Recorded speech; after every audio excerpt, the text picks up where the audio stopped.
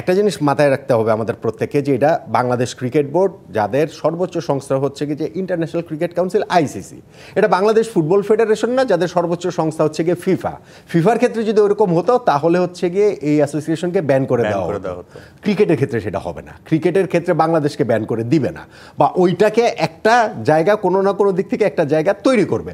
ধরেন আসিফ মাহমুদ যে বলেছেন যে সাকিব আল হাসানকে জাতীয় দলে যেন না নেওয়া হয়, এই নির্দেশনা আমি দিয়েছি, মানে এটা কিন্তু নট নেসেসারিলি তিনি কালকে পদত্যাগ করেছেন বলে আমি বলছি, এটা আমি তখনই বলেছিলাম, আমি এটা এখন স্ট্যান্ড করছি, এটা আমি ভবিষ্যতেও বলবো।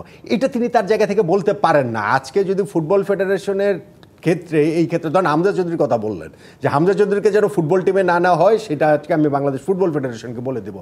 এটা তো হচ্ছে কি আপনার সরাসরি হস্তক্ষেপ। আপনি নির্বাচনের ক্ষেত্রে আপনি কি করেছেন, বাংলাদেশ ক্রিকেট বোর্ডের নির্বাচনে কি করেছেন না করেছেন সেগুলো বাদ দেন, এরকম কোনো কিছু হলেই ভাই ফিফা ব্যান করে দিত। সো ক্রিকেট বিষয়টা সেরকম না। আপনি যেটা বলছেন যে এটা কি আসলে ক্রিকেট বোর্ডের পুরো কমিটি ভেঙে যাবে কিনা, নাকি ধরেন হচ্ছে গিয়ে নতুন করে ইলেকশন হবে কিনা, কোনো না কোনো একটা পথ তৈরি করে নেবে।